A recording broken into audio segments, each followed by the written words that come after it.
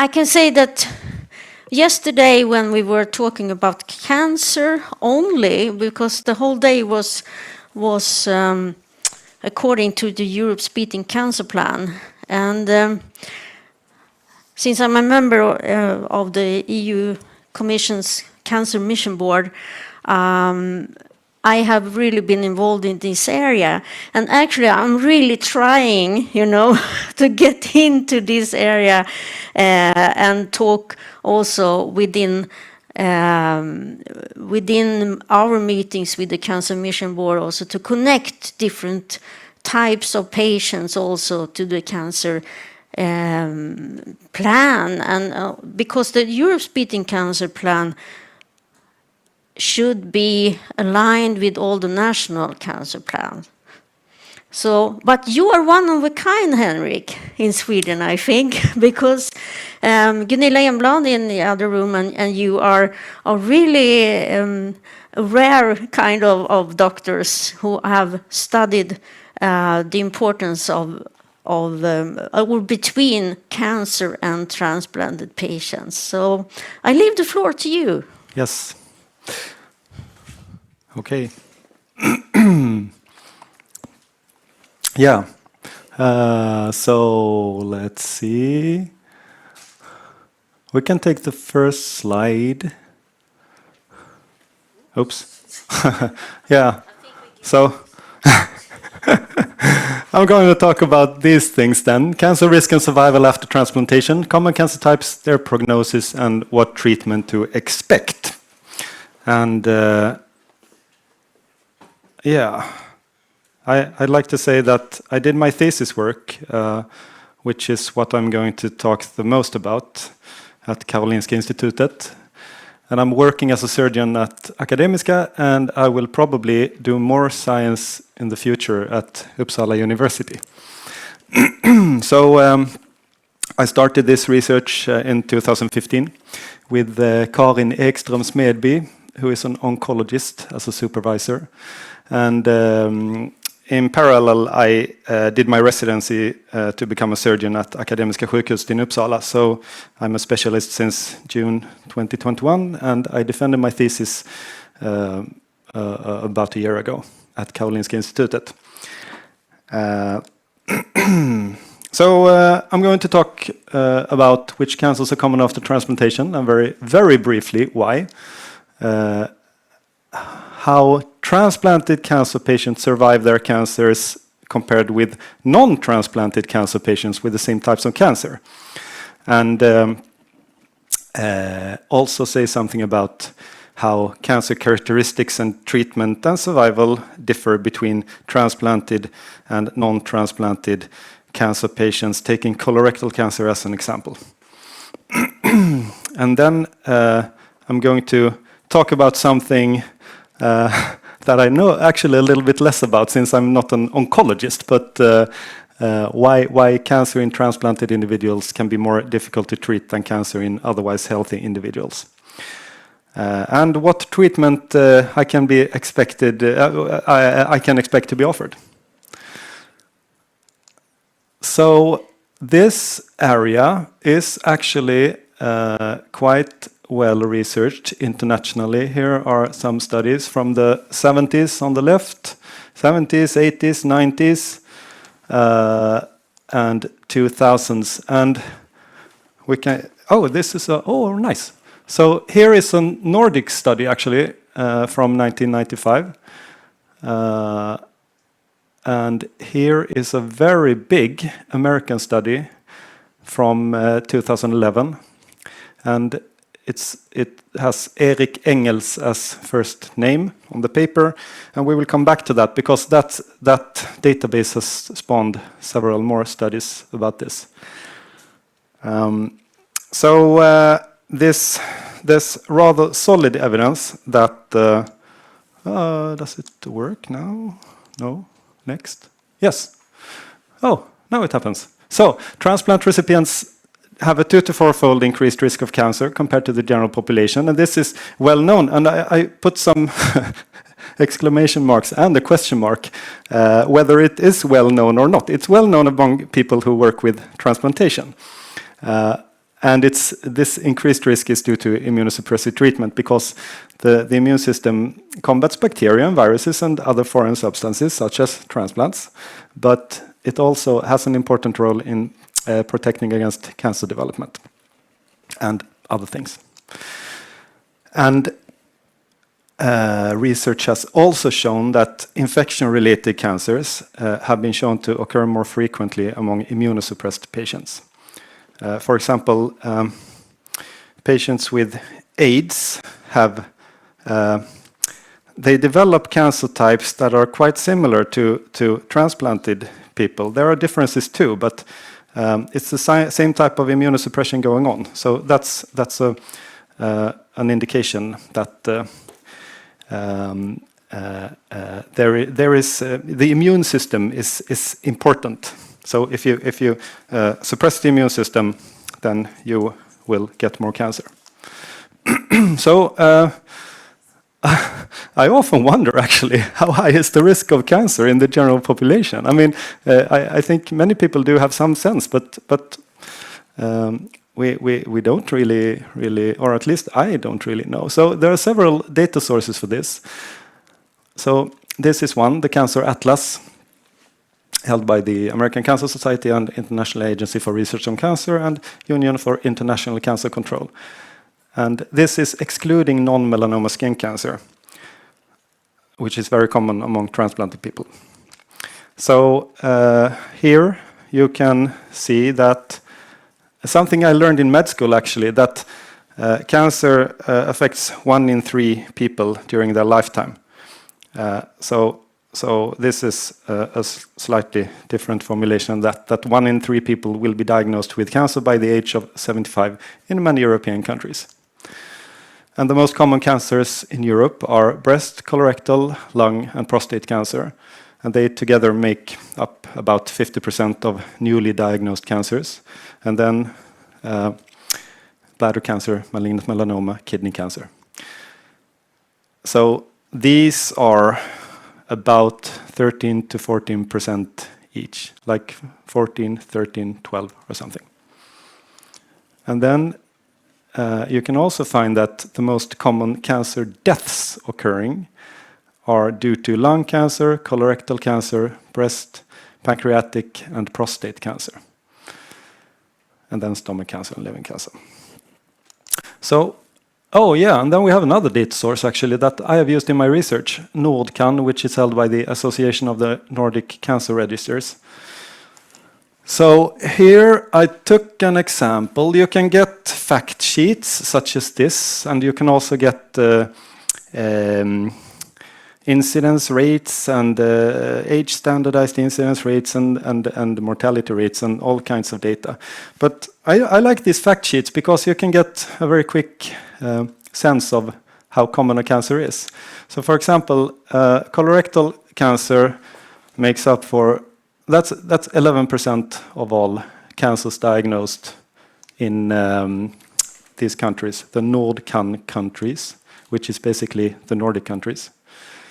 And the risk of getting colorectal cancer before the age of 75 is 4% if you're male and 3% if you're female. And I can also mention that I looked at this for non-melanoma skin cancer. It was about 2% for male and 1.5% for female. Risk of getting the disease before age 75. So not very common. Yeah, so we did a study on cancer risks. So the first study in my thesis was that we followed all kidney transplant recipients that had their transplantation from 1995 through 2011 in the Scandinavian countries. And then we wanted to find out both relative and absolute risks. And it's like a modern version of the one study from 1995 that I mentioned before. So the relative risk means something like, okay, so I'm transplanted. What is my risk of getting some type of cancer compared to people in the general population? And so this makes more sense if you know how common cancers are in the general population. So that's why I mentioned those data sources. So we calculated relative risks in the form of something called SIRs, or standardized incidence ratios. So what you do is you count among the kidney transplant recipients, you count how many cancers of different types did they get, and then you use data from the background population, the general population, to find out how many cancers would we expect to see among the transplanted people if they had the same rate of cancer as the general population. And then why it's standardized is because cancer, many diseases are affected by, for example, age and sex. So you get more cancer when you're older, and usually cancer is more common among males. So if, for example, transplanted people would, on average, be a lot older than the general population, then they would also get more cancer. So standardization is a way of accounting for these confounders, as they're called, like age, sex, year of diagnosis, and country in this case. Yeah, and then relative risk is about an SIR. It's observed divided by expected. So let's see. Yeah, an absolute risk. So that's something else. I got a transplant today. How great is my actual risk of getting some type of cancer over the next 5 years or 10 years? So to calculate this, we estimated this in the form of cumulative incidence in the presence of the competing event of death. And this is important because transplanted people are, on average, unhealthier than the general population, and have a higher risk of getting other diseases like infections and heart disease, and have a higher risk of dying from those diseases. So if you die first, you can't get cancer later, of course. So this impacts how you measure the risk of cancer. And if you do a standard survival analysis, then you overestimate the cancer risk. So by doing the analysis in the presence of competing events, you get a better real-world estimate. So here's a big picture about relative risks. So in the left, we have a bunch of cancers, infection-related in the top and non-infection-related, and then we have all sites except non-melanoma skin cancer. And on the right, you have the SIR, roughly the relative risks. And then you have this line, which is gray. This is 1. This means no difference. So left is lower risk and right is higher risk. And then you have these small dots. This is the risk estimate. So the SIR, this is this dot. And then we have these bounds. So this is the 95% confidence interval. So when we do statistical analysis, we usually we like to report these intervals because this is intervals that we make, and we say that we are 95% confident that the true value that we are trying to measure in our target population is somewhere in here. So if we take, for example, then the risk for transplanted people, kidney transplant recipients, to get an infection-related cancer, it's 11 times increased, and the confidence interval is small. So this is somewhere around here. So the precision is good. And if we take non-melanoma skin cancer, the risk of that is 36 times increased. I think I pressed, but I don't know. Oh no. And this is the risk of getting a first cancer, I should say. So this is only the risk of first non-melanoma skin cancer. If you have had one, then the risk increases that you will get more. And that goes for any type of cancer. So for non-infection related cancers, there was a 2-fold increased risk. For any cancer, 3 times increased, and for any cancer except non-melanoma skin cancer, 2 times increased. So this harmonized pretty well with previous studies, 2 to 4 times increased risk. Yeah, and maybe I will come to that, yes. So high risk for infection-related cancers. And you can actually debate whether non-melanoma skin cancer is infection-related, but it might have have a relation to human papillomavirus. So that's why it's included in this. Lymphoma and head, neck, and genital cancer. Head, neck is typical, those affecting somewhere up here, like mouth and, the skin and lip and so on. Actually, lip is probably not included in that, but in this region. And for many cancer types, 2 to 3 times increased risk, and no increased risk of breast, prostate, and ovarian cancer. And the breast and prostate are very common in the general population, so that's actually very interesting. And this is also in line with most previous studies. As for absolute risk, we found that the absolute risk was 8% of any cancer at 5 years after transplantation, 17 after 10 years, and there was a rather linear relationship actually. It just went up like this, straight line. Slightly higher for men and lower for women, and it was increasing with age, which is expected. But the risk was going up faster for men than it was for women when age was increased.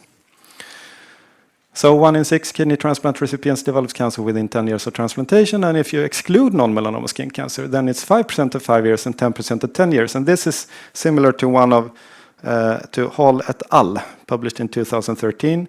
They had a similar method as we did, and this is Erik Engel's group as well, the guy with the big study from the United States. I think we'll go on. So then we wanted to investigate so that's a pretty research area, but what happens when a transplanted patient gets cancer? How do these patients survive? That wasn't as well researched when we started doing this. So there have been some studies showing poor survival, no difference between transplanted and non-transplanted cancer patients, higher mortality, higher mortality, higher mortality.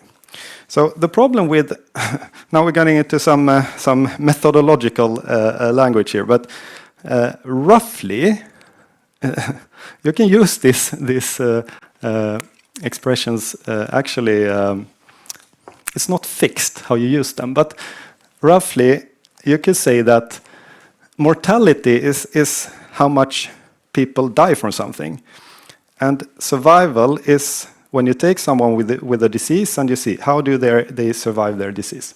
So if you take and do the same thing as you did with the standardized incidence ratio, you do that with mortality, you get the standardized mortality ratio. But this depends on both incidence and outcome. So if you want to compare one group, let's say transplanted people, and you want to compare them to non-transplanted people, then if the transplanted people get more cancer, then they will of course die more from cancer, because cancer is a dangerous disease.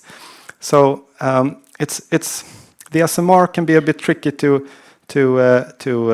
evaluate by itself. You also need to know what the incidence is. And then I have a picture which I will skip because we can do that. Yeah, so we used the Swedish cancer register to find all cancer patients diagnosed 1992 through 2013, and then we used some more registers, Swedish patient register and Swedish cause of death register, to find out who were transplanted before their cancer diagnosis, and those who died, what did they die from? We compared the cancer diagnosis to the cause of death diagnosis, and I also want to say that there are instructions on how to code deaths so that they are coded consistently between countries. So cancer-specific death was if the cause of death code corresponded to the cancer diagnosis code. So then we might wonder, what is cancer-specific death? Well, this means dying from cancer in the hypothetical world where cancer is the only death cause. So it's hard to use as a prognosis, as a real world prognosis in that setting.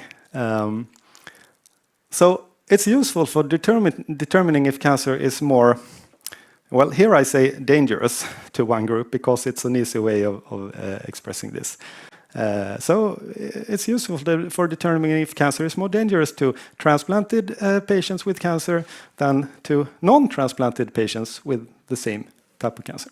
But it's not useful for determining actual real-world prognosis, because then we need a competing events analysis, like I said before. So we did a similar forest graph. Here the measure is hazard ratio, which is so when something happens, some event happens over some time. So you have an event rate. For example, number of cancer deaths in a year. That's an event rate. An event cancer death in a some time unit a year. So we get an event rate. So hazard ratio, it's a ratio of rates. So here we can skip all cancer because it's a bit difficult to understand actually. But for lymphoma, for example, we found that transplanted people had a 3 times higher rate of death due to lymphoma than non-transplanted people with lymphoma. And malignant melanoma, 2.8 times increased. Urothelial, this is urinary tract cancer excluding the kidney, basically. So this is a lot of bladder cancer, for example, bladder and urethral cancer. Breast cancer, head, neck, colorectal. So breast cancer is a bit interesting because the risk isn't increased among transplanted people. But when a transplanted person gets breast cancer, it's more dangerous. So that's what's interesting to us. And the same held true for colorectal cancer. I crossed those out because the confidence interval covered 1, so statistically we can't say that we found a difference. Yeah, and what this means is that transplanted people with cancer die more due to any cause than non-transplanted cancer patients. And this is because of the comorbidities among transplanted people. More diseases means that you have a higher risk of death. Yeah, so transplanted cancer patients had a higher rate of death due to cancer. And we found that for lymphoma and malignant melanoma, for example, but also for cancers we know were moderately increased SIRs and SMRs, such as breast and colorectal cancer. And this was similar to Darcy et al. Published in Cancer 2019. And this is also then Erik Engel's group. So when we published this, we were quite happy because this was quite novel, our study. And then when the study was on review for the publication, one of these authors said, yeah, this is very similar to a study that we are about to publish before you with 5 times more patients. So that was a little bit funny. We tried to see if differences in stage at diagnosis, cancer stage, had any impact. And we had, unfortunately, limited stage information. But T stage, which is basically how big is the cancer. And for gynecological cancers, it's another system, but FIGO stage. But that did not impact the results, and neither did type of transplantation, where we compared kidney to liver and to heart, lung, and pancreas, and bowel. Because we thought that liver patients get less immunosuppression, and kidney gets somewhere in the middle, and heart, lung, pancreas get tougher, heavier immunosuppression, but no impact. So we thought that different cancer characteristics and maybe treatment likely impacts post-transplantation cancer survival. So yeah, and so now we're getting into the exciting stuff. So transplant recipients are at risk of receiving reduced oncologic treatment due to comorbidity, drug-drug interactions, and side effects such as hepato and nephrotoxicity, that is liver and kidney toxicity. So this is from Maggiore et al. In Transplant International 2021, a review on that. And previous reviews on multidisciplinary team conferences for cancer have shown that if you have a lot of other diseases as a cancer patient, then there's a big risk that you won't get very heavy oncological treatment. But that can also other studies have shown that you can actually do that in some cases. So in the third study, we looked at colorectal cancer because colorectal cancer is common. And we had a register called CRC-base, which is all Swedish colorectal cancer patients, about 80,000 patients from 1995 through 2016. And we found out who were transplanted, and then we matched those to up to five non-transplanted colorectal cancer patients on these confounders that we had.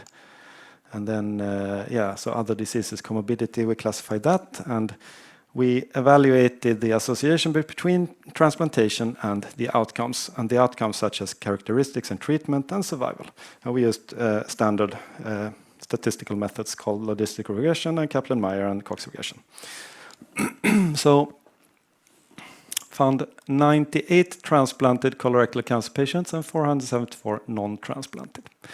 And we found no significant differences regarding stage of diagnosis or selection for abdominal surgery. And I actually put a little star there because if you included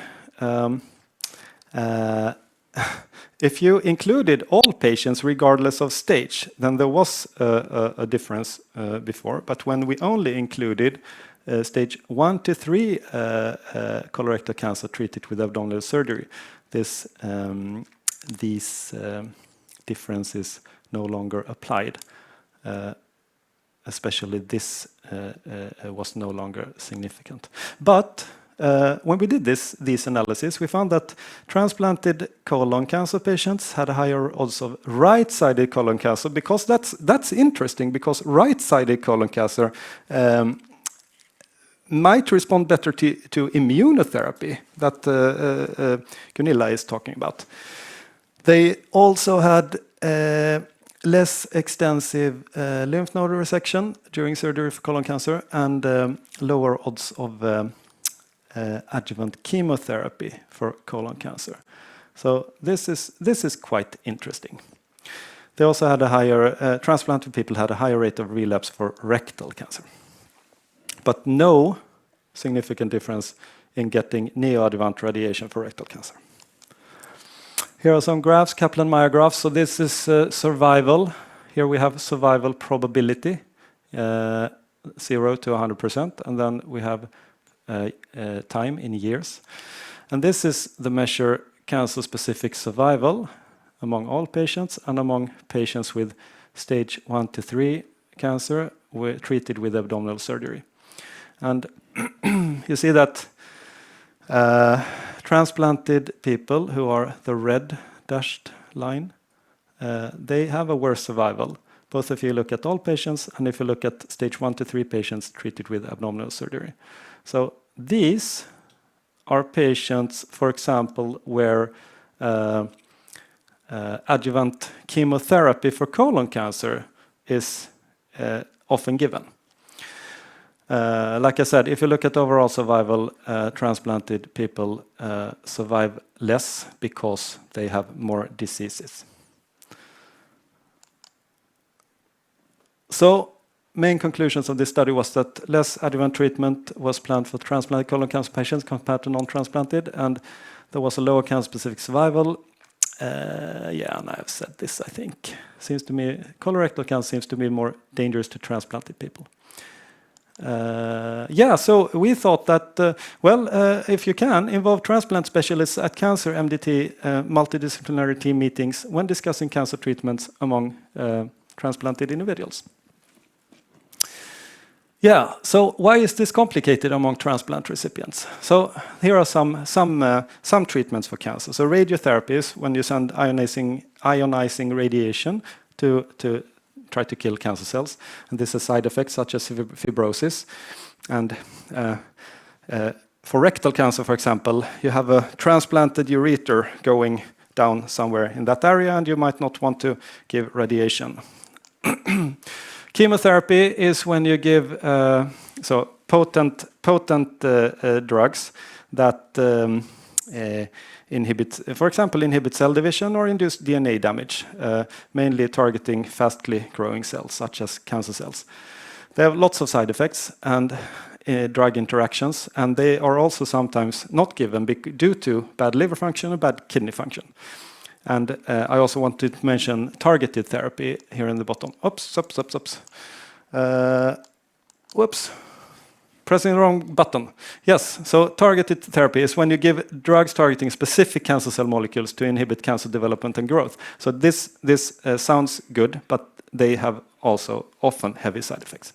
And then we come to this with immunotherapy for cancer. So this is when we induce the immune system to be more hostile towards cancer cells. And this is what Gunilla is talking about in the other room. So the problem with this is that when we transplant, we want the immune system to cool down. And when we treat cancer, we want the immune system to activate. So you get, you have a conflict, obvious conflict, as you can see. And then surgery for cancer, it means that you have to be put to sleep, anesthesia, and this is a heavy load on the body. And chemo and immunotherapy also have very heavy side effects, which means a heavy load on the body. So it is also challenging. And further, if the benefits of this additional treatment is expected to be low, then one might argue that if you have high risk of adverse events, maybe it shouldn't be given. Yeah, so in this review from 2021 that I mentioned, they argue that no anti-cancer drugs are safe or unsafe by themselves for treatment of post-transplant cancer, but you have to do an individual pros and cons assessment. And in our study, it might be that all patients got the optimal treatment, depending on type of cancer, type of transplant, comorbidity, age, frailty, and so on. We don't really know. But my colleague, Vivan Hellström et al., she did a very interesting study called Maltex that was published in 2016. Actually, Gunilla was in on that too, yes. And they saw that the oncological treatment could be changed in 23 out of 44 patients with solid or hematological cancer, non-skin. So after the patients had their initial team discussion, they went to this team discussion where they actually enforced the cancer treatment so that after this additional discussion, 82% received adequate oncological treatment in line with the national guidelines, despite renal dysfunction and immunosuppression. This was kidney transplant recipients. Less than 20% were not treated in compliance with the guidelines. And therefore, they suggest that all transplanted patients with a diagnosed post-transplant malignancy should be referred to this kind of MDT that addresses and individually tailors the oncological and immunosuppressive treatment. We talked to some kidney physicians in Bologna over Zoom last year, and they said they try to give standard cancer treatment if possible because it's better to be alive in dialysis than dead with a working kidney. And this makes sense, of course, but it's not always true because some people really dislike dialysis. And in this review, they also mentioned that some patients feel that, well, death is inevitable. So I can't change, I'm going to die sometime. But graft loss is actually preventable. So I want a good life quality for the time I have left. So it's not clear-cut. So what's my point? Yes, my point is that we need to communicate. And what post-transplant cancer treatment to expect? Well, I'm sorry to say, if I disappoint someone now, it depends. If you're young, healthy, perfect graft function, you can expect heavier treatment if indicated and if it works with your transplant. If you're old, frail, you have advanced graft failure, you can expect lighter treatment or maybe no treatment for the cancer. And if you're somewhere in between, where I expect most people will be, this is my point. Try to communicate with your doctors. Yeah, so this is my point. Physicians and physicians, physicians and patients, and others need to communicate. We still have this Maltex meeting in Uppsala, for example. We mainly suggest immunosuppressive treatment under or following cancer treatment. And we sometimes give oncological advice. The problem is that patients are referred to late, after the cancer treatment is already done. So that's at least I think we could perhaps change that in some way. I have been thinking about having a national team conference for cancer after transplantation. The problem is that cancer is such a wide spectrum of diseases. It's so many different diseases. And I think it would be tough. I think it's easier to have some kind of local routines. But I think the most important point is that we communicate. So transplanted cancer patients, this is my point. Don't be afraid to ask your oncologist and your cancer surgeon about treatment options. Okay, so you suggest that we should do this, but are there other options? What would you do if I did not have a transplant? If I was not on immunosuppressive medication? What would you do then? How can we, is there a point in discussing this further? and maybe, so this is the sensitive area of my talk, I think. Oncologists and cancer surgeons, we would welcome them to consult a transplant specialist, for example, at Maltex. Yeah, so that's my point as well. Please consider doing that. Or consider a colleague who has a special interest in cancer after transplantation. For example, Gunilla Enblad. I think if we try to do this and not just routinely say, so you're transplanted, therefore you can't have heavy treatment. I think we should not choose that road. We should instead say, okay, so you have this type of comorbid condition. Let's think if this contraindicates standard treatment. And let's talk to someone who knows. That's it. Thank you. I even found an image on flaticon.com that they have a picture of me. It was great. Thank you so much, Henrik. It was really inspiring as well, I should say, because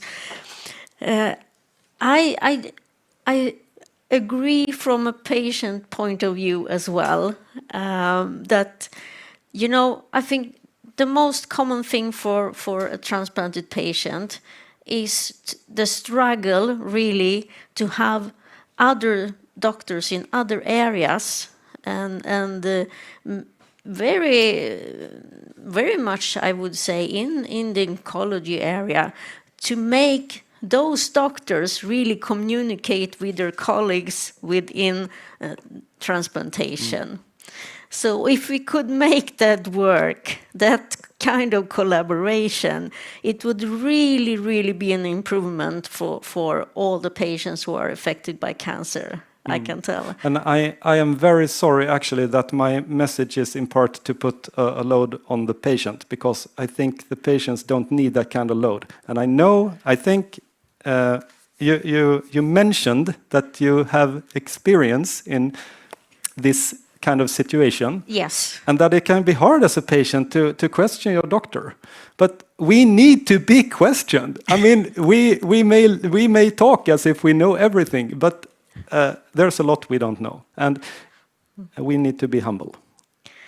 And that's very, very refreshing message you have, because I do think and know from a lot of stories told by patients that it's hard to question, and especially about treatments when you are transplanted, because what are the options? You have no idea because you haven't had any of information. And I'm involved also in another area with cardio oncology, and I think that is also an area that has been advanced to proceed and to really be acknowledged by the professionals, but there is still a long way to go. So if we can establish also a collaboration between oncologists and transplantation experts I do think, and I hope you agree, that this will be such an improvement for all, maybe. So we have run out of time again, unfortunately, but you will be here for a while. Yes. Yes. Thank you so much. Thank you. Thank you for the opportunity. Actually, we are continuing with one more parallel session, and we will have in the Swedish room, I can call it now, some people who are telling about the experience of the need for all ages, to need transplants. So that's a topic in there. And here we will continue to talk about transplantation as the start of a new life. But what will happen then? I mean, we have a long journey to go, and we need to know more, as we've heard here, about side effects and possibilities, but also to see what is really happening within the medtech industry or the pharmaceutical industry. How is it going with the progress to find new solutions for transplanted patients? So that's what we are trying to find out now in the next seminar, and we will have an introduction by Dr. Mohammed Haram from London. And you can introduce yourself, what you're doing there, but I'm so happy that you're here. Thank you so much. And we will also have a representative from the medtech industry in Sweden, the Swedish medtech, from Anna Lefebvre Sköldebrand. And also we will have a participant in the panel from Brussels. So with Thomas Alvin, who is representing the EFP, let's see if I can pronounce it now, EFPIA, which is the pharmaceutical industry organization in Europe. So we'll start with you, Mohammed, and I'm looking forward to your speech. Welcome. Thank you very much. So I look slightly different than this guy. So I'm one of the transplant surgeons from London, so transplant and vascular access. So Pernilla asked me to talk about what really happens after the transplant and what are the real needs for the patients? What are the areas where we still need to work on to try and improve the outcomes? So that's what I'm going to focus on. Let's see if we can work that.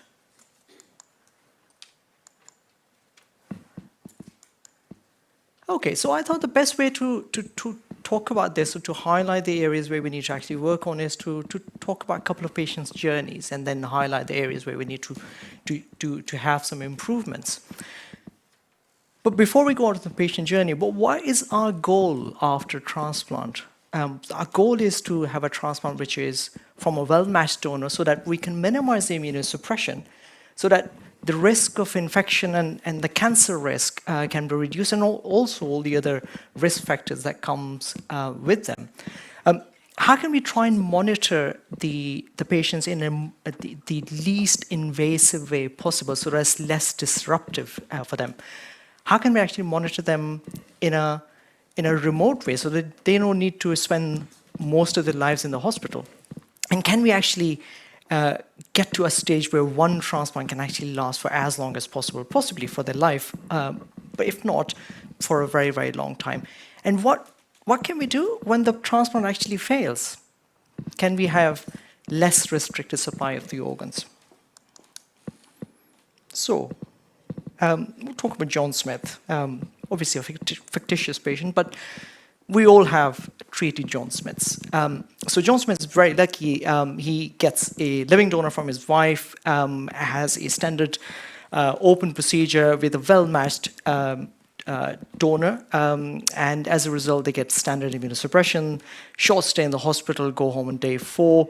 And early on after the transplantation, they have twice weekly hospital visits, which then reduces to once weekly and then once every other week till they get their first urinary tract infection, which is very common after transplantation, but easily treatable.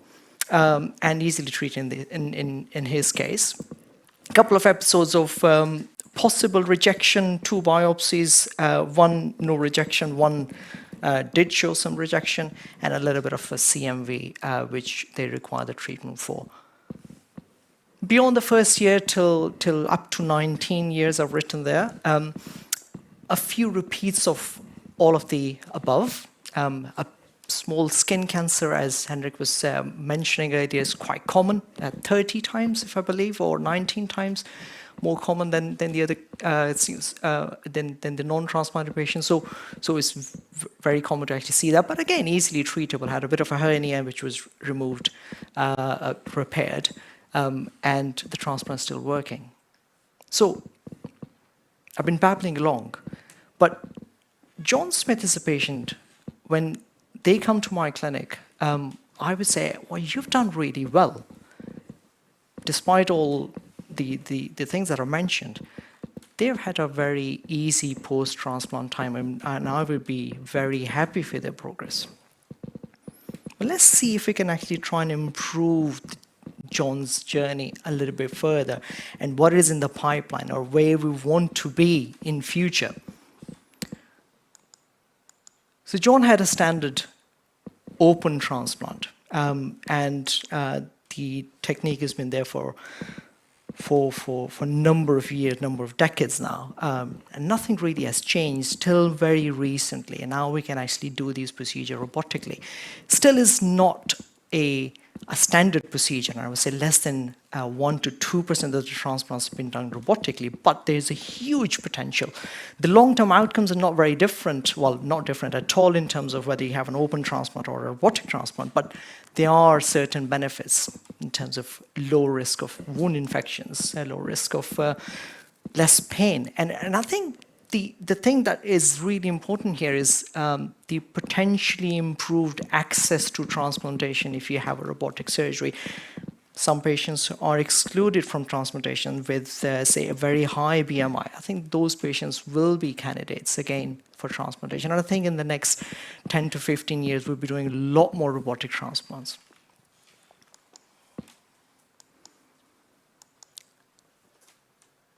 They were immunologically fairly straightforward, and they had just the usual immunosuppression. And the 2 different parts of the usual immunosuppression, your induction immunosuppression, which is fantastic, has been there for around 20 years now, and is shown to reduce the risk of rejection, hence improve the longevity of the transplant. But we've only got those medications for the last 20 years. Nothing really has changed. And what is the problem with them? The problem with them is this indiscriminate suppression of one or the different types of immune cells, and hence the risk of higher risk of cancer development and infection. And we still haven't actually cracked that. And then same goes for the maintenance immunosuppression. They are very effective, and they are one of the reasons why the transplants are lasting between 15 to 20 years as opposed to few months when we didn't have them. But they've got all these issues. And I mean, we've been banging on about sort of infection and cancers, but that's not the only important things. I mean, for the patient's perspective, all the other things are extremely important as well. I mean, their physical appearance, excess hair growth, hypertrophy, acne, weight gains, diabetes development, and all these things are extremely important. We still, yes, there are a few newer medications, but we still haven't actually cracked to reduce these side effects as much as we want to. The holy grail would be when we achieve a state where we don't really have to give too much of immunosuppression or no immunosuppression at all. There's a subtle difference between accommodation and tolerance, but for the purposes of this talk, if we the tolerance is basically trying to create a blind spot in our immune system for that particular organ which has been transplanted. And if we can achieve that, we don't really need to give that heavy an immunosuppression. And that obviously has its huge advantages.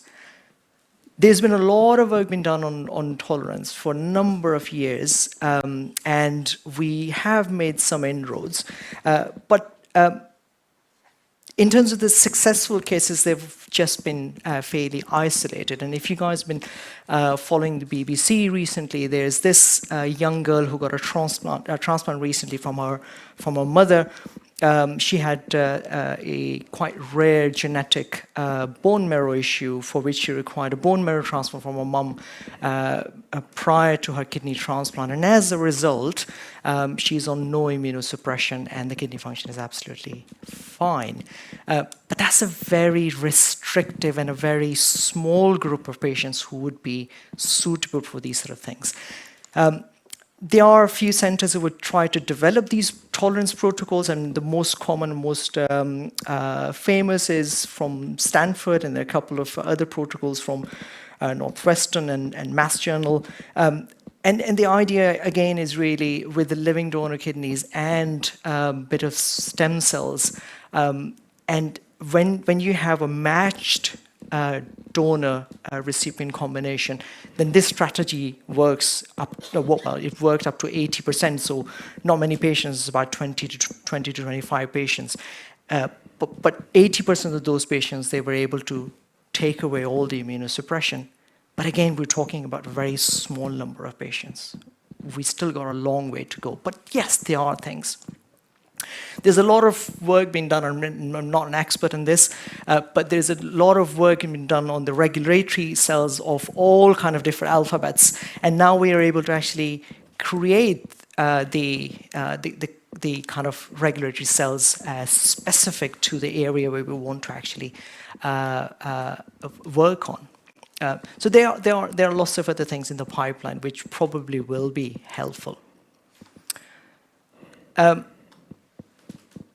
Infections are problematic, but these two are particularly problematic. And for many, many years, we only had 2 or 3 of these medications for CMV infection, but there are a couple of new kids on the block. I'm not going to go into detail of those. And they have shown improvement. They have shown to be able to treat some very resistant cases where previously we were losing the patients or the organs with them. They've shown some good results. We still don't really have any treatment for BK-virus. I mean, yes, we've tried so many different things, but we don't really have an effective treatment. But the thing that really excites me is one of the most effective treatment of a disease is the prevention and TTV monitoring, which is another kind of a virus that most of us already have, and it's actually completely harmless. Monitoring that virus can actually tell us how much of immunosuppression we're actually giving to the patient. Are we over immunosuppressing, hence causing more infection and cancer and the side effects, or are we under immunosuppressing, i.e. we're veering towards giving them a rejection episode. So there is some new development, so hopefully there will be space to look into. So John had a couple of biopsies, didn't he? And one of the biopsies was positive, one was negative. And that's a very common scenario. And biopsy is not a very pleasant experience. I mean, kidney biopsy is fairly easy. I mean, just imagine cardiac biopsy is a major undertaking. The lung biopsy is a major undertaking. They are, oops. I'm not very good with the buttons. There are a few non-invasive things which are coming, non-invasive biomarkers we can actually use as the surrogates of biopsy. They're probably not specific enough currently to replace the biopsy, but I'm sure they will be in a number of in a few years' time. What they're really good at is when they're normal, we can be almost certain that the person hasn't actually got a rejection. So they're very good in preventing unnecessary rejection. So and then these are simple blood tests or urine analysis. So yes, there is some hope in terms of going towards minimizing the interventions that the transplant patient still suffers. And not all the patients are similar, right? And in an alternate universe, we have a Jane Smith, who is not as lucky as John because she doesn't have a live donor, and she had a couple of pregnancies and a few miscarriages, and as a result has become really highly sensitized, which means that it's very difficult to find a kidney for her. And as a result, she's waited very long, and she is not going to be straightforward immunologically, hence she's had very strong induction immunosuppression and higher doses of our normal immunosuppression, and despite that, she got early rejection and associated complications with it. And it's a bit of a vicious cycle when you're actually in this scenario. So you're already difficult to treat from an immunological point of view. To treat that, you give more immunosuppression, and as a result, you get infection. And then you reduce your immunosuppression, you get rejection. And it's just a vicious, horrible circle. And that's what happened with Jane. And it's not very uncommon to actually see these patients, unfortunately, losing their grafts very, very quickly. And again, it's a fictitious name. It's not a real patient. But we all have lots of Jane Smiths. So two things I wanted to highlight by mentioning about Jane here. The two things where patients would really benefit if we have some improvement, and the areas where we are actually working on. So Jane had a transplant from maybe not a very robust donor, and there were days when the most we could do was to wait for a kidney or a liver or a lung and then just implant them. But we can now manipulate the organs. We can now recondition the organs and try and make them slightly better to what they were at the time when they actually come to us. There are things we can actually start doing from the donor, even when the organ is still within the patient. And Gabby's done a lot of work on NRP, where the just before the retrieval, the organs are the oxygenation in the organ is improved, and the organs are continued to be perfused before they're taken out, and rather than just dumping the organs on an ice box, there are other things we can do. We can continue to perfuse the organ with perfusion fluids in these kind of machines, or with these machines with some oxygen, or with some blood with oxygen. And in the livers, it's shown some very good results. In kidneys, there's been a recent trial we haven't actually shown an improvement in the function and the functional outcomes, but I'm pretty certain that's just a matter of time, because we're seeing very good results from the heart, lungs, and the livers, and kidney was just follow. So there are a lot of things that we can actually now do to try and improve the organ before it goes into the patient. And a healthier organ going into a patient is obviously going to last longer. The other thing, or the other problem with Jane was she became so highly sensitized that it became very difficult to actually find a kidney for her. And previously, we were in a situation where your only option would be to just continue to wait on the organ on the donor waiting list, or have a living donor incompatible transplant. Yes, it might be better in the long term if you're in the US compared to being remaining on the dialysis.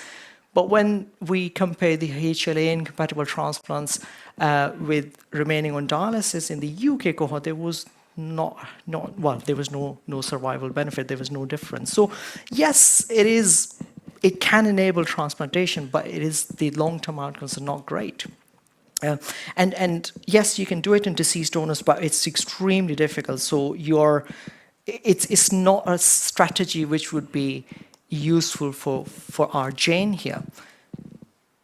But we got this new drug which can enable us to be doing some of these incompatible transplants in the deceased donor has been approved, and the recent up to 3 years data is actually quite encouraging.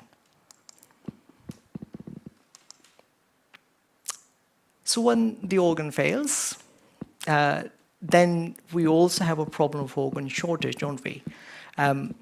And we can reduce, we can deal with the issue of the organ shortage by improving the ones which are already transplanted, by doing all those things that I was just mentioning, and reducing the complications so that they last longer, hence we're not going to need as many organs, or by making new ones. And we all know about this. It's been very hot in the press. And there's a very, very famous saying about xenotransplantation. Whenever you used to go into the conferences and whenever there was a talk on the xenotransplantation, people used to say, oh, xenotransplantation is just around the corner, but it's a very long corner. But I think we've got technologies now where that corner is probably not going to be as long, because we are actually making significant inroads much more quickly. These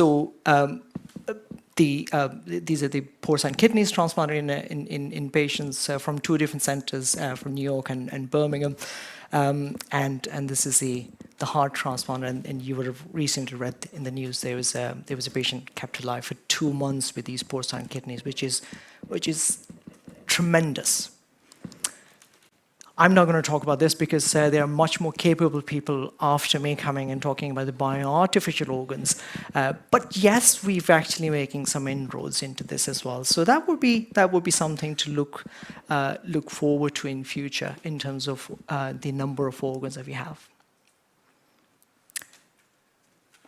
But it's not just about the clinical side of things, because patient has a life. They don't really want to spend all their life coming to the hospital. And of course, if there's a complication, they need to come in the hospital. But when they're actually healthy and nothing really bad is happening, they still need to come in so many times. And I think if we were to take one good thing from COVID is that it forced our hands to practice telemedicine much more so than we were doing it before. Well, we weren't doing it before.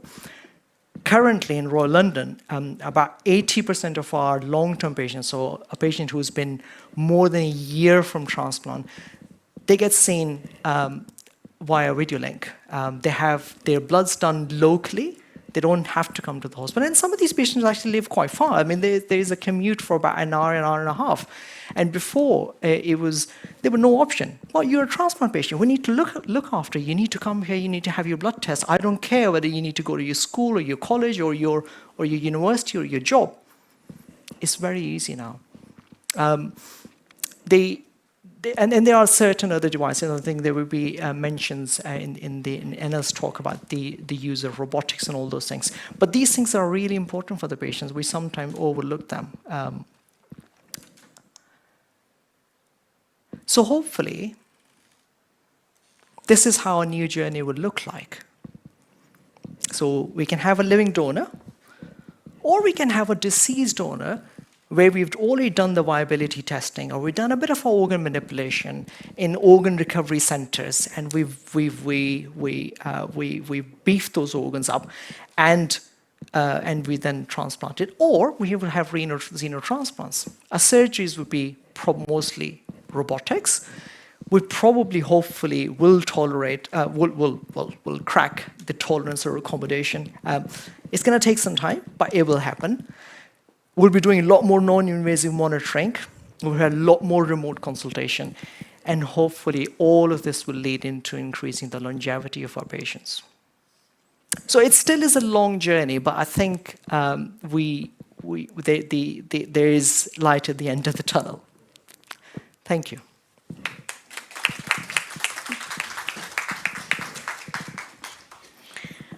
Thank you so much, Mohammed, and we will come back to you and see also from the other perspectives of medtech and also the pharma development. So we will have the presentation from Thomas as first. I hope we have Thomas online. Yes, can you hear me? Yes, we can hear you. We can even see you.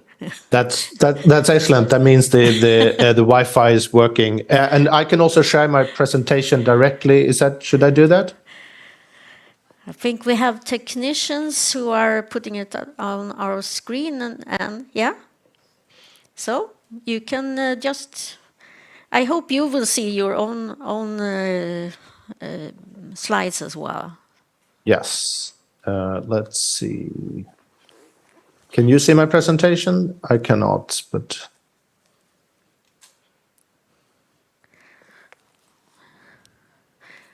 No, not so far. I think they're working on it. Otherwise, I can try to share from my screen. Maybe it works. Okay, share. Yes, I will do that.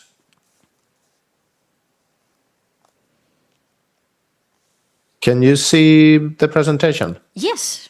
Okay, excellent. I will go into presentation mode. Excellent. Thank you so much for the invitation to talk about this, and very much enjoyed Dr. Khurram's very interesting presentation, and I think there's a lot of alignment here also with what I have to say. So first a bit about FBR. So my name is Thomas Alvin. I work for FBR, which stands for the European Federation for Pharmaceutical Industries and Associations.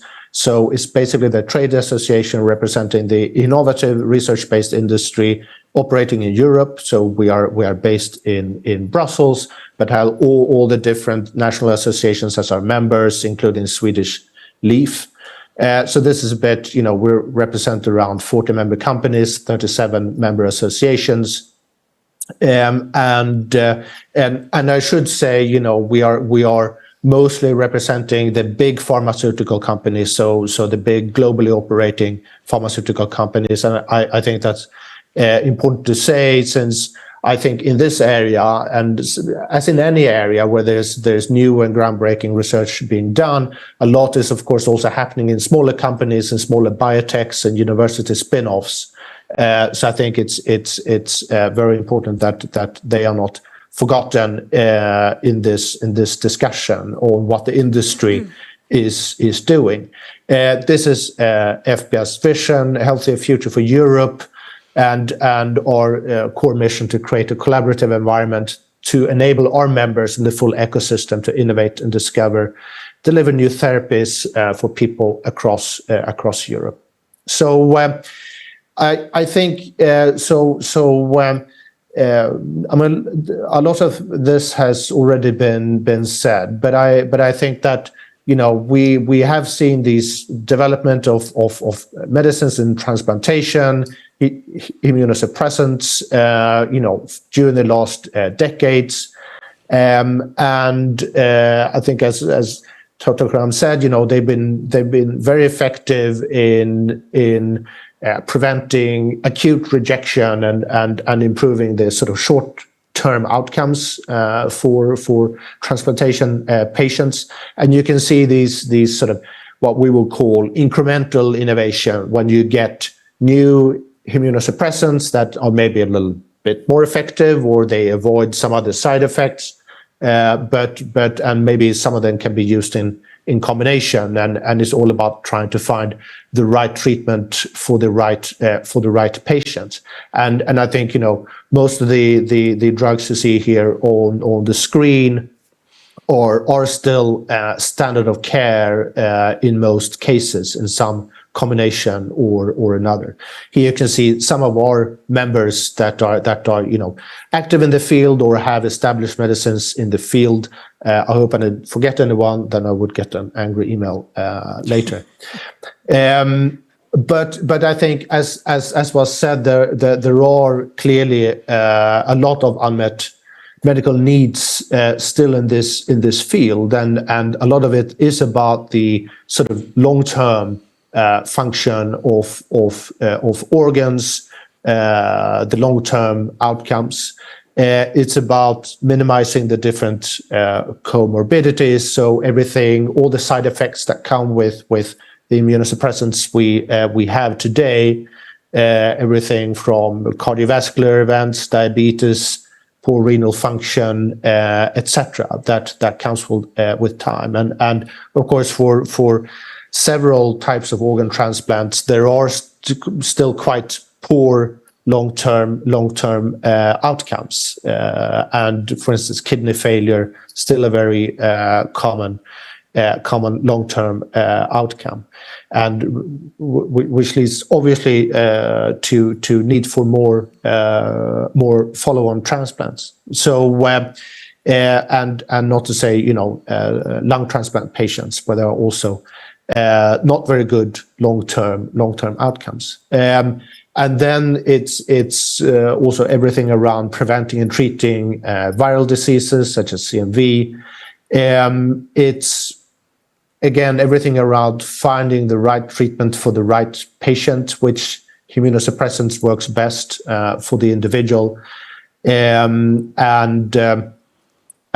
basically try to prevent antibody mediated injury to the organs. So there is a lot that still needs to be done.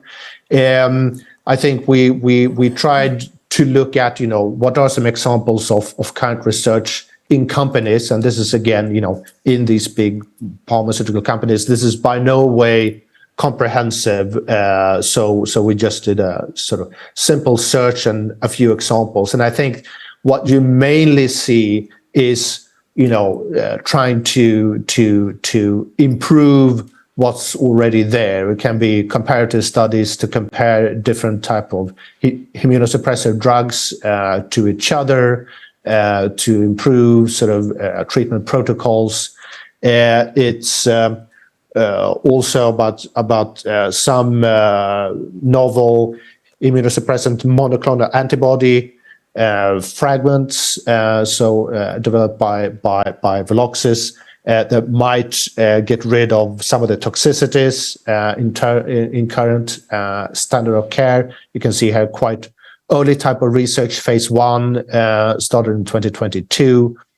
There is other research to try to, for instance, in Hansa Biopharma to anti-GBM disease, and of course GBM disease, being one of the causes behind a kidney failure that could lead to the need for a transplant. So of course you could also reduce the risk for patients needing transplants in the future, which is also of course an important part of this.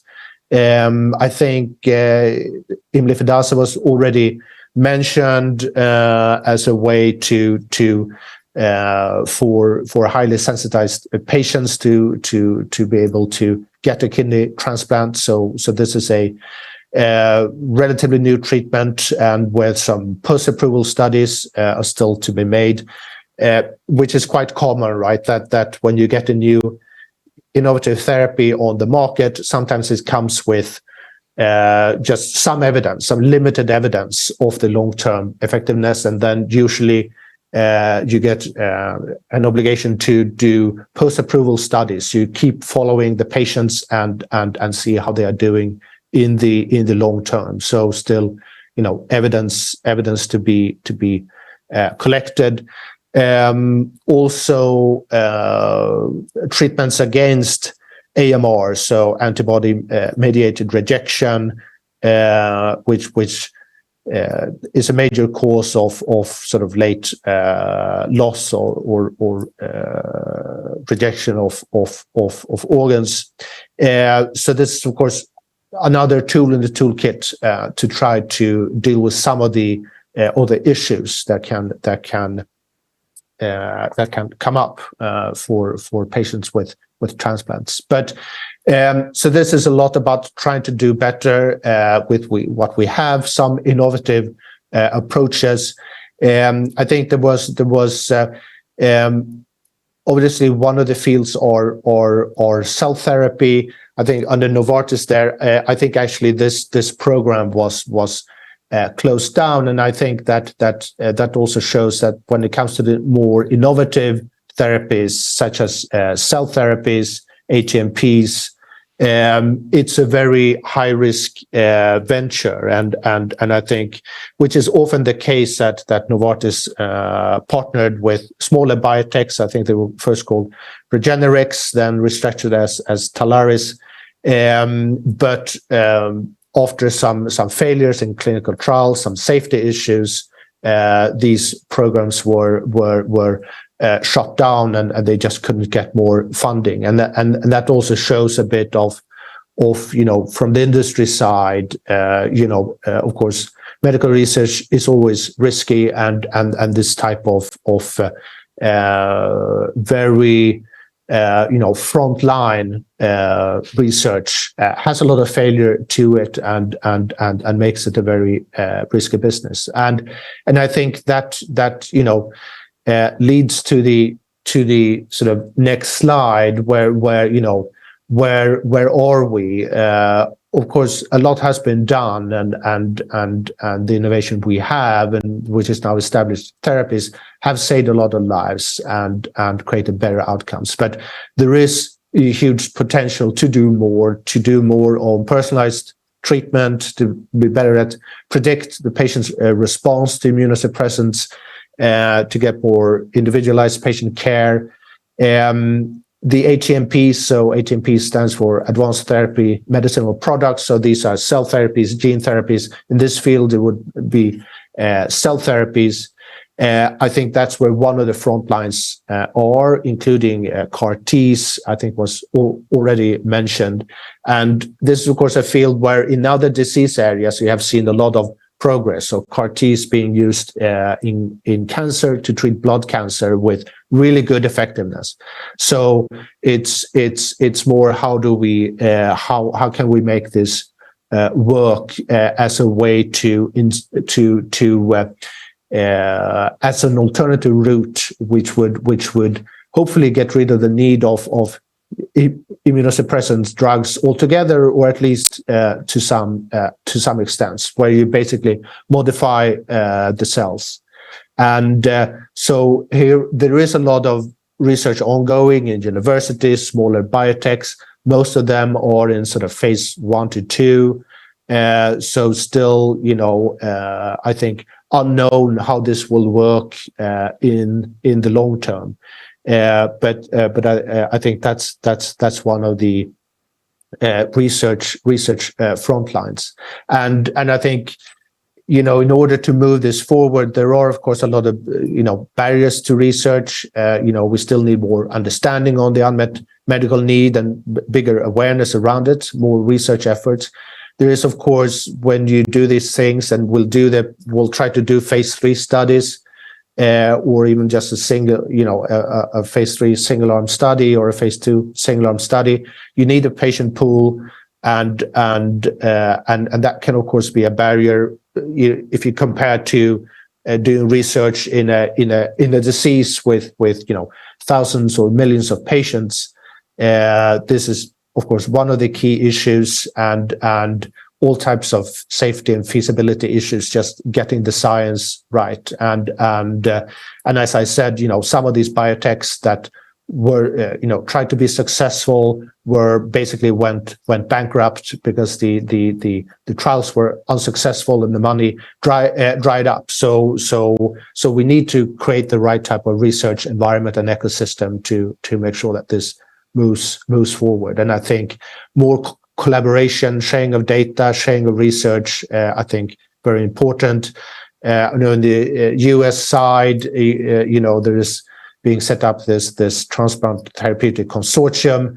In Europe, I think, maybe we need to think about what to be done there. But we have the Innovative Health Initiative, which is co-funded by the European Commission and FBI members, and now also the medtech sector, so where we can do collaborative public-private partnerships around some of these difficult areas and get together across the industry sectors, but also with public sector, academia, researchers to work on some of these basic issues and questions that then can provide a basis for developing therapies that can be brought to market, can be brought to patients. So this is just my last slide on this point, and that's really that, you know, we need the right policies in place in Europe to support this viable R&D ecosystem, and here currently you know, huge developments in Brussels when the European Commission is revising the pharmaceutical legislation, which is Europe-wide or for the EU, and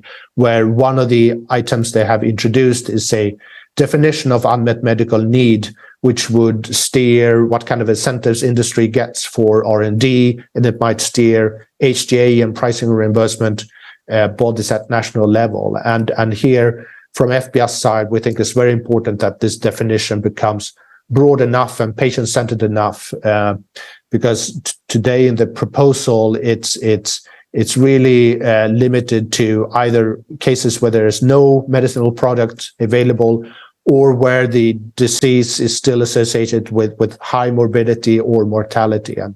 And this, we think, can be quite narrow. There's nothing there on quality of life. There's nothing there on side effects or toxicity of current treatments, which we think needs to be included to make sure that these type of definitions, that they're set at an EU level, or works for all kinds of areas, including for transplantation, medicine, and research. So I will stop here, but looking forward to listening to the next presentation. Thank you. Thank you so much, Thomas. And we will continue straight ahead with Anna, who representing the medtech side. So the floor is yours. Thank you. Anna Lefebvre-Sköldebrand.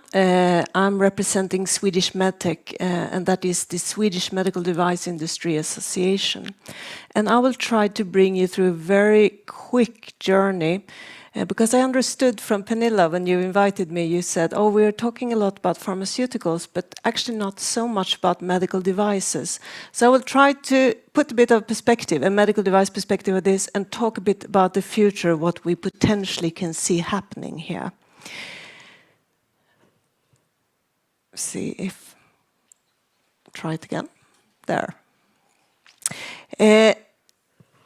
We find medical devices throughout the patient journey, all the way from diagnostics to rehabilitation and living a new life together with your new organ.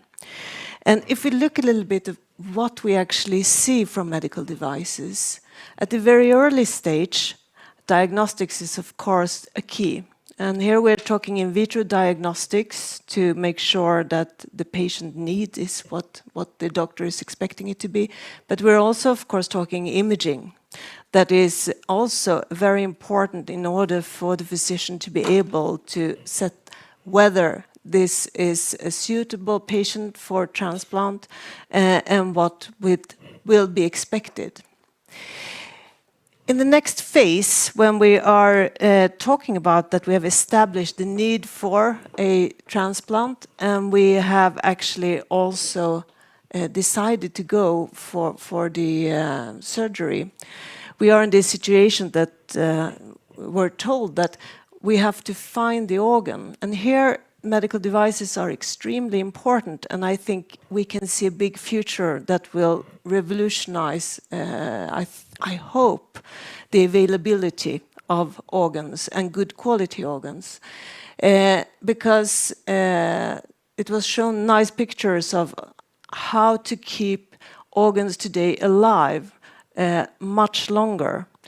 And that makes it possible to transport organs long distances with airplanes, for instance. And that increases the chance to have a good match between the patient and the organ. The thing I want to talk a little bit more about is the next phase. That's when you as a patient and maybe me as a donor are going into the operation room. A lot has happened there. We have gone through a stage with open surgery for a very long time, moving to laparoscopic surgery that has really changed a lot the outcome, the risk of infections and so on. But since the beginning of the 2000s, we also see the robotics slowly coming into use when we're talking transplants. And I was introduced to one case, I just want to mention it, one case where they did here in Sweden, in Sahlgrenska, a surgery, transplant surgery, where they were actually working simultaneously with two robots, having the live donor and the patient in each robot and performing this surgery. And of course you can do this.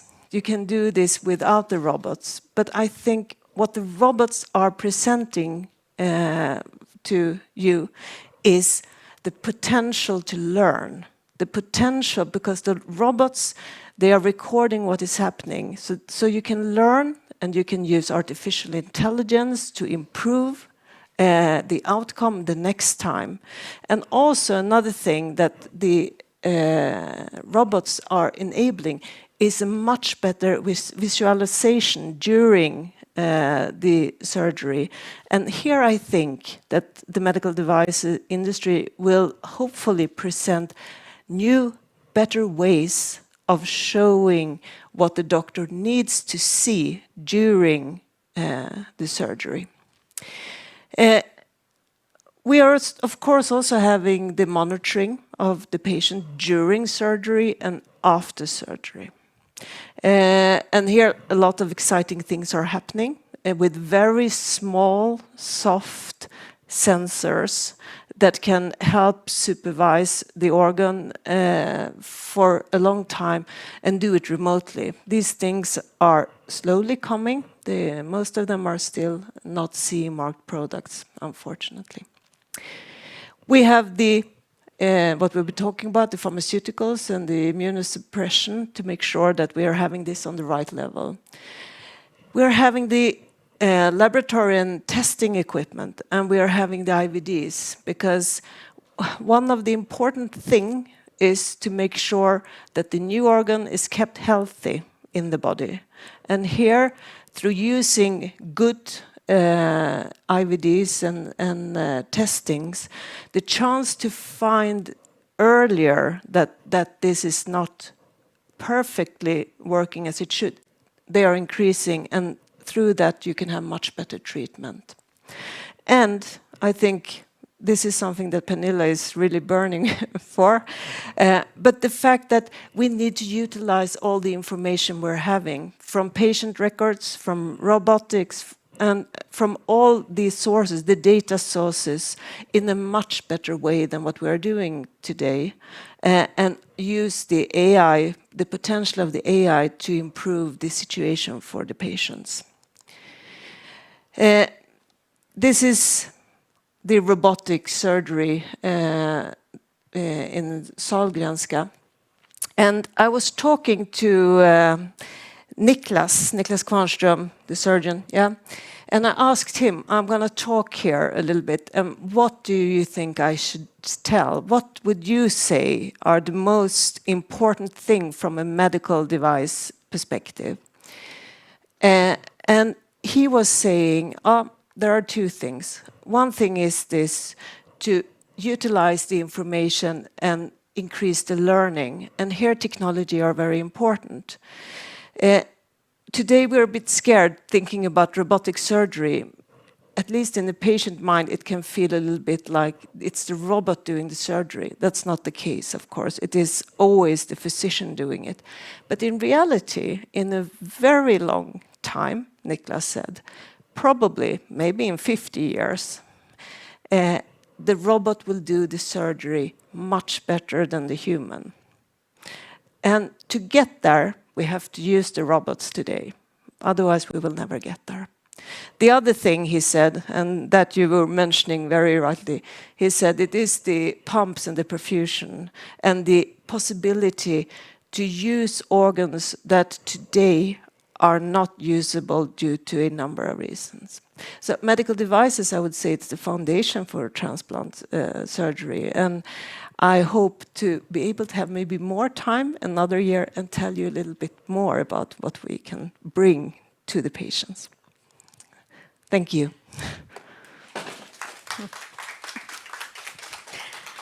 Thank you so much, Anna. And Mohammed, join Anna on the stage. Just a brief close-up here, because time has been running at this seminar as well, because we have so interesting presentations. Thank you so much, all the three of you. Do we have Thomas with us? Yeah. Yeah. I'm still here. I'm still here. Because I think what you have shown here is really that there is a lot of things going on in all areas, and I think you, as a physician, transplant expert, you can see, I mean, from history that it has really been increased and improved with research and also products of all kind. What have you been thinking of when you have seen the presentations from Thomas and Anna? What have come to your mind about what is happening or what you would like to see in the future? So, like both Thomas and Anna mentioned, we've been having incremental improvements over the number of years, and sometimes when you're actually in the mix of it, or actually the user of that incremental improvement, you don't realize there has been an improvement because it's just a little improvement over the year. It's when you actually take a step back and look back, say, we were doing this 3 years ago? Oh, that was so regressive. So I think there have been a lot of improvement more recently, and like I said, with the example of xenotransplantation, I think we've gone into a next gear, and I think the use of robotics and use of artificial intelligence is going to try and help us go into the next gear quite quickly. But maybe when we're inside, it's not very easy to actually appreciate that difference. I don't know if you understand what I mean. Yeah. And I really was thinking when you mentioned, Thomas, that some of the companies that have really, tried to do research in this area, they have not succeeded at all. They have been short of funding and short of patients, maybe, I don't know. But is it a danger actually to see a progress in research then when you cannot see that it will, succeed in the way we like to? Is it a too small industry in this case? I think, I don't think the industry is too small, but I think it's about the ecosystem, and I think the big pharmaceutical companies, of course, they don't operate in a vacuum. They're often building on research being done in universities, in different research institutions, and as I said, the small companies, biotechs, are usually working on some of the most advanced therapies, usually in collaboration with big pharma companies. So you see a lot of partnering. So it's an ecosystem approach, and I think also, and in many fields we see sort of pharmaceuticals and medtech also coming closer together, and more collaboration there needed. But I think medical research is risky in the sense that you can have something that looks good on paper, and you see this across therapy areas, that in basic research you see, well, this could work, but then when you actually do a clinical trial in patients, for some reason or another it doesn't work, or it doesn't work enough and the side effects are too big, so the risk benefit ratio is sort of out of balance. And I think that's where the sort of industry risk lies, but I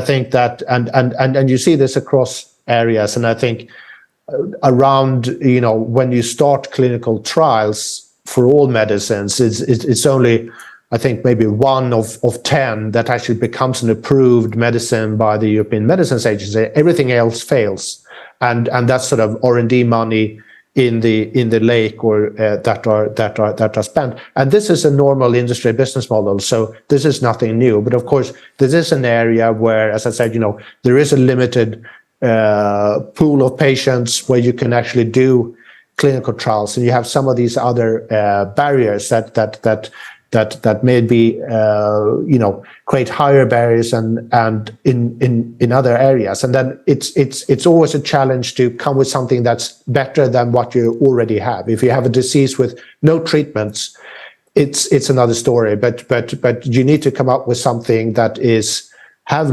better longer term outcomes than the immunosuppressant that are the current standard of care. And to evidence that, you need longer clinical trials, you need follow-up, and you also in the end need sort of HTA agencies or sort of the health systems accepting that new data. And that has sometimes been the problems if we're talking about cell therapies, CAR Ts, gene therapies, what have you, these HMPs, that you develop them, but then there are also usually a lot of questions asked by HTA agencies and payer who say, because this is quite costly. This is a advanced therapy, it comes with a cost, and which might be sort of a lifetime cost. So it's a high upfront cost. Can we pay for this? Do we know that it will actually deliver value across all these years that you say? So you end up in sort of how do we get the evidence and how do we follow up on patients long term? And that I think is very important to get viability in the market, so to speak, from an industry perspective. Thank you, Thomas. And do you think it's the same conditions for the medtech industry? Partly, yes. Partly, yes. It depends a little bit in what area you're working. But I mean, I think within the medical device area, and I think Thomas was mentioning that as well, I think that we consider the use of data still the thing that will bring us one step further. Because the technology can do a lot. It can actually do a lot also within pharmaceuticals to help to bring new pharmaceuticals faster to the market. So we need to be much better off in using data. And here we need to work together with the patients, because it's actually the patients, we're working for the patients together with the patients. And I think that is the thing that will decide how fast industry can move. Technology is not really the problem here. It is more law. Because we started with registries, and that's data. Yeah. That's collecting of data, and I think we can close this session by saying that we need all these factors working together within the ecosystem. Otherwise, the patient will not receive the treatment that is possible, really. And for you as a physician, you also need to have a say or an opinion also to be made to the industry, what you need or what you see. So I think we have had a great presentation all together this morning. I think it all connects well. So thank you so much. And we will go into lunch now, Thomas. And we wish you were here, but we wish you an excellent day in Brussels. Thank you so much. Okay.